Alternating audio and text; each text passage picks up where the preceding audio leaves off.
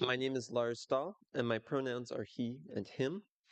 I will be sharing this morning's worship with the wonderful Reverend Lynn Gardner, who uses she and they pronouns. Thank you for coming this morning into this circle of caring people, journeying with curiosity, and may we find meaning together. If you're visiting us for the first time or returning after some time away, we offer you an especially warm welcome. We're extra delighted to welcome the middle school class from the Albany congregation who are here as part of their neighboring religions curriculum. We hope all that will stay after the service for a time of coffee, tea, conversation, and connection. Conversations can happen where you are on Zoom or here in the Great Hall, in the back garden, if it's not too cold out, or in the dining room. If you're newer to this congregation, we invite you to subscribe to our weekly online newsletter, Circuits. Reading Circuits is the best way to hear about upcoming opportunities at UU Schenectady. You can subscribe at the bottom of our website or contact Congregational Life Coordinator Kristin Cleveland or anyone at the welcome table, and they will make sure that you get subscribed.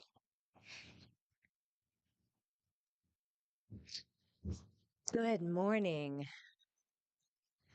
After more than a week of being sick and being away from you all, it is very, very good to be here.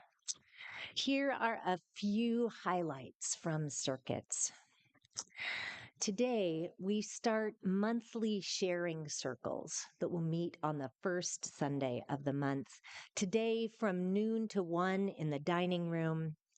Sharing circles are opportunities for reflection and conversation in small groups with questions focused on our monthly theme. This month, our theme is embracing what is and opening to what is possible. Childcare and light snacks are provided. And now let us receive the gift of a breath and settle more fully into our seats as we enter into a time of worship together. This morning, as Lars kindles our chalice, I share these words from our friend and colleague, Reverend Joe Cherry, who serves as interim minister of the First Parish in Brookline, Massachusetts. Joe says, "If we have any hope of transforming the world and changing ourselves, we must be bold enough to move into our discomfort, brave enough to be clumsy there, loving enough to forgive ourselves and others. May we, as a people of faith, be granted the strength to be so bold, so brave, and so loving." In June of 2023, Wendy and I traveled to Pittsburgh for our denomination's General Assembly. I'd never been to Pittsburgh before, and I was really grateful for some information that we had in advance about what it would be like to drive there, with a special warning from a friend who said, "Pittsburgh is a wonderful city, and with 3 rivers and many bridges and tunnels, if you're driving there, you will get lost.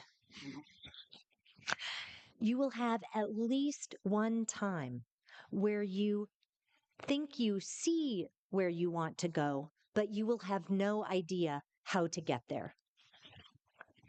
Have no fear. You will get where you need to go eventually if you stick with it. The people there are kind, and they offer help if you need it." Now you may be curious, did we get lost? Not exactly, but we did get confused and went the wrong way. Did we find our way eventually? Yes, we did, with patience and perseverance. I share this story because at some point, you may find yourself in the land of resentments, which, like Pittsburgh, has many on ramps and off ramps and tunnels and loops. And sometimes it is hard to find the right opening to get to where you want to go, to be where you want to be. Now, I'm guessing that many of you have already been to the land of resentments, even if you've never been to Pittsburgh.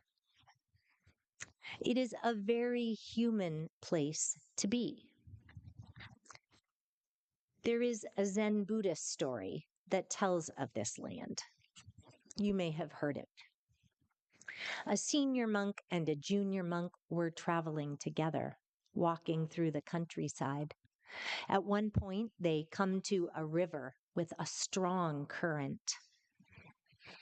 As the monks are preparing to cross the river, they see a young woman who is also attempting to cross.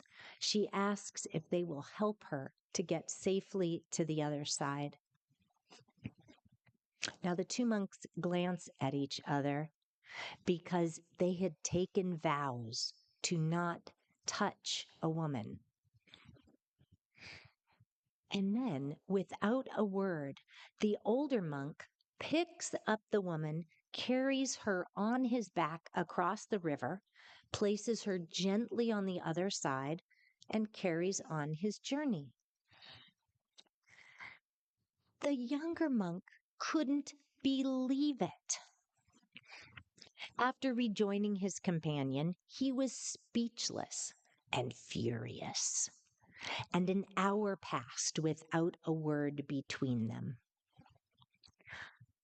2 more hours passed, and then 3. Finally, the younger monk could not contain himself any longer and blurted out, "As monks, we're not supposed to even touch a woman. How could you carry her on your back?" The older monk looks at him and replies, "I set her down on the edge of the river. Are you still carrying her?"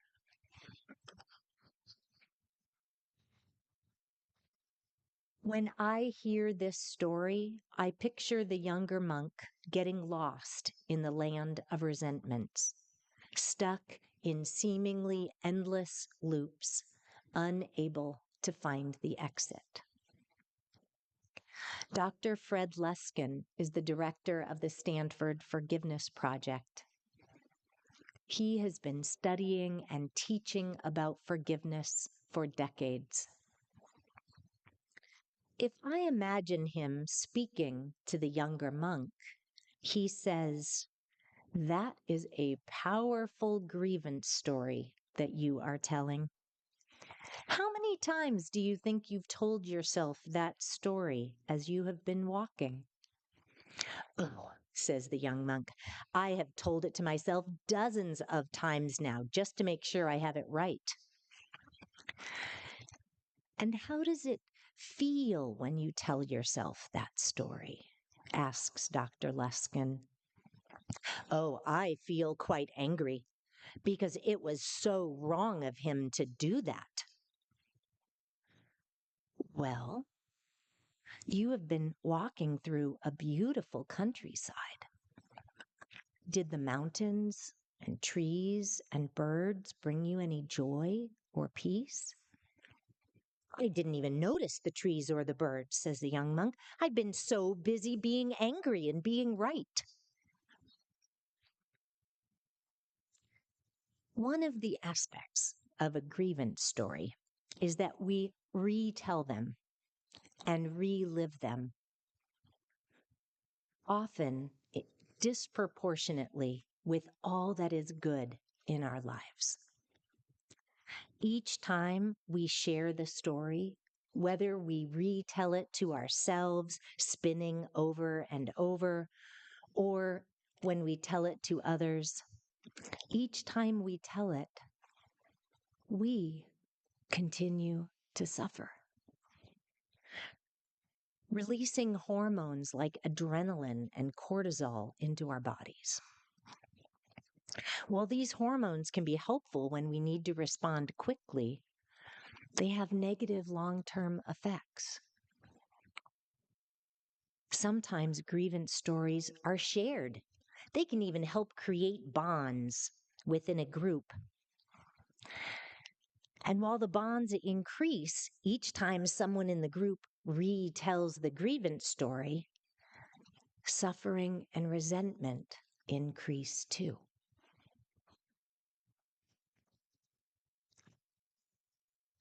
Thankfully, there is a way to unhook from a grievance story, to find our way free from the land of resentment. We can choose forgiveness. Forgiveness isn't required. It isn't morally better to forgive than to not.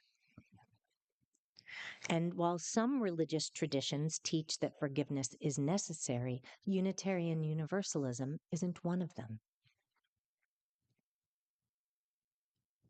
As Dr. Fred Luskin says, we have the choice to either forgive the parts of life we do not like or continue suffering by insisting that life be run on our terms. Many of us have trouble with forgiveness because there are so many different views about it, he continues. To some, it means that their religion compels them to get over something that still hurts them. Bless you. To others, it means that they have to become friends again with people who mistreated them.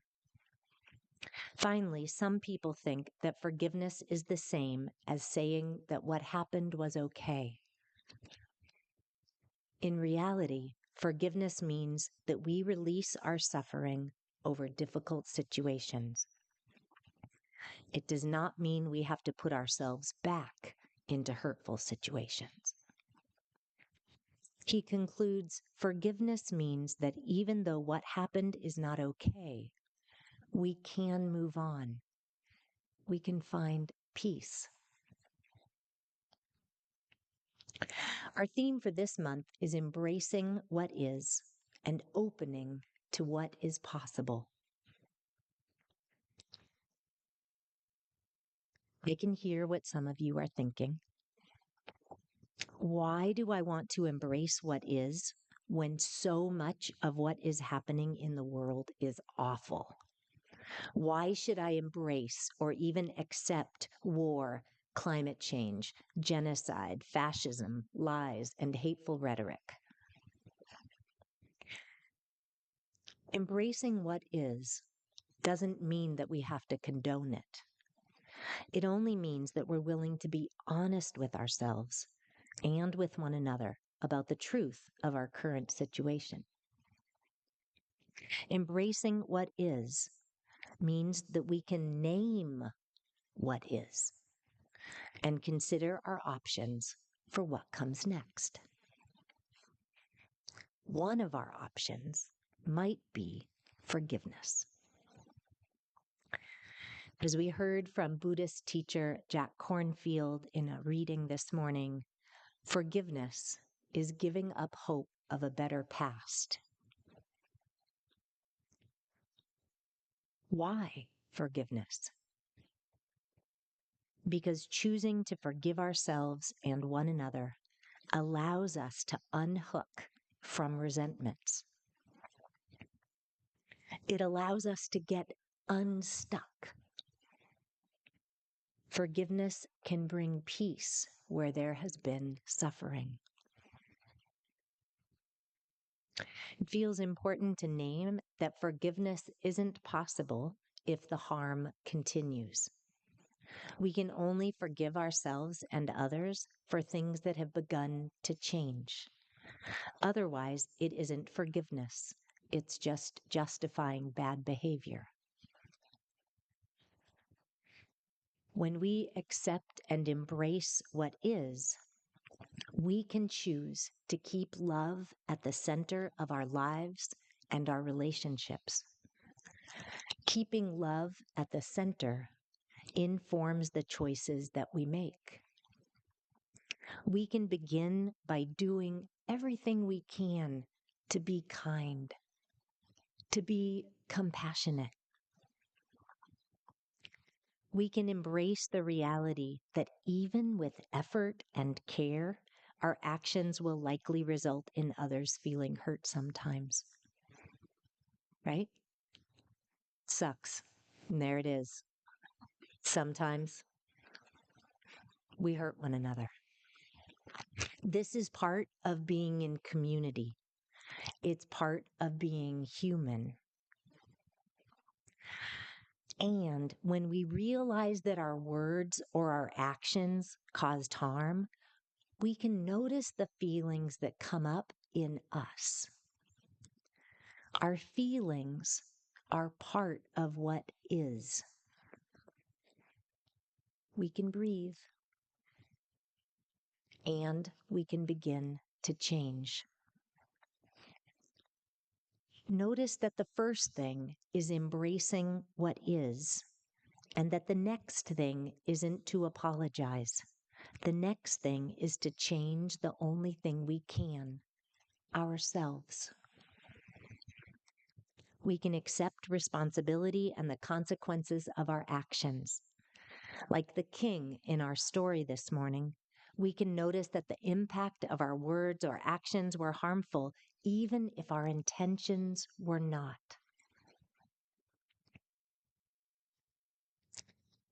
Then, only after we have begun to change, we can apologize. Now, if you're the person who's been hurt in this scenario, you have a choice. You can choose forgiveness or not. You don't even have to have an apology to choose to forgive. You can choose forgiveness either way. As Prentice Hemphill reminds us in their book, What It Takes to Heal, how transforming ourselves can change the world, we don't forgive out of our own desperation for another person. We forgive to invite one another back into our highest selves, back into our commitments. Tending to our relationships takes care. It takes attention, and it's worth it. We can tend to relationships with those in our family, with our friends, our neighbors, and one another here in this congregation, or in whichever congregation you're in. So glad to have folks from Albany here today. Because we value relationships within the congregation, the board is working on creating some policies that address harmful behaviors and processes for healing and living our values in community. It's worth it to tend to our relationships. There is so much that is possible in this beautiful and broken world. And so, dear ones, let us be courageous. Courageous enough to embrace what is. Courageous enough to open to the possibilities that forgiveness can bring. When we have made mistakes or when we are feeling hurt, may we have the strength to make it right, to forgive ourselves and each other, and to begin again in love. Shalom, salam, amen, ashe, namaste, and blessed be. May the love which overcomes all differences, which heals all wounds, which puts to flight all fears, which reconciles all who are separated, be in us and among us, now and always. May it be so.